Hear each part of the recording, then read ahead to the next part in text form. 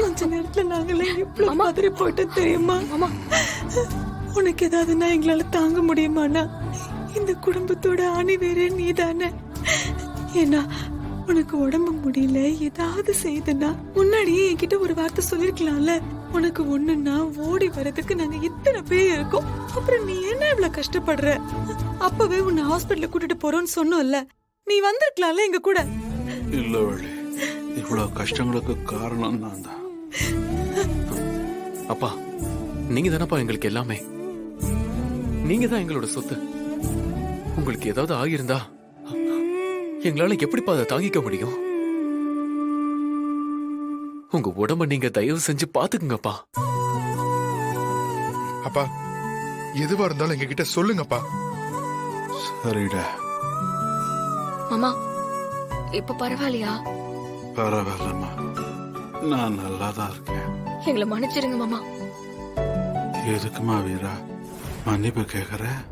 இல்ல மாமா, நடந்த பிரச்சனையில உங்களை நாங்க சரியா கவனிக்காம விட்டுட்டோம். அதனாலதான் இப்படி எல்லாம் இருக்கு. எங்களுக்கு ரொம்ப ரொம்ப குற்ற உணர்ச்சியா இருக்கு மாமா. வீரா, என்னம்மா சொல்ற? இதுல உங்க தப்பு என்ன இருக்கு? எனக்கு தான் ஒண்ணு இல்லையம்மா. விடுமா. இவருக்கு முன்னாடியே தெரிஞ்சிருக்கு. ஆனா ஹாஸ்பிட்டலுக்கு வராம தான் டிலே பண்ணிருக்காரு. அதனாலதான் இவ்வளவு காம்ப்ளிகேட் ஆயிருக்கு. சிம்டம்ஸ் தெரிஞ்ச உடனே வந்திருந்தாருன்னா வந்த உடனே 10 நிமிஷத்துல வீட்டுக்கு போயிருக்கலாம். என்ன முன்னாடியே சொல்லிருக்கலாம்ல. உங்களுக்கு உடம்பு முடியலன்னா நாங்க வைத்தியம் கூட பார்க்க மாட்டோம்னு நினைச்சிட்டீங்களா மாமா? இல்ல அதெல்லாம் எங்களுக்கு கஷ்டம்னு நினைச்சிட்டீங்களா மாமா? உங்களை காப்பாத்துறதுக்கு இங்க இருக்கிறவங்க எல்லாரும் உசுர கூட பணைய வைப்போம் மாமா. ஏன் மாமா இப்படி பண்ணீங்க?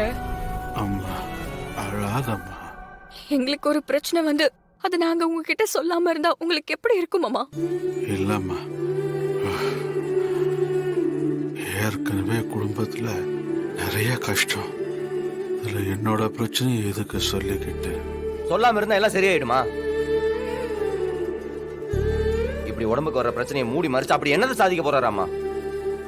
அப்புறம் நாங்களா 3 பேர் எதுக்கு இருக்கோம்? இனிமே இப்படி எல்லாம் பண்ண வேண்டாம்னு சொல்லு. மர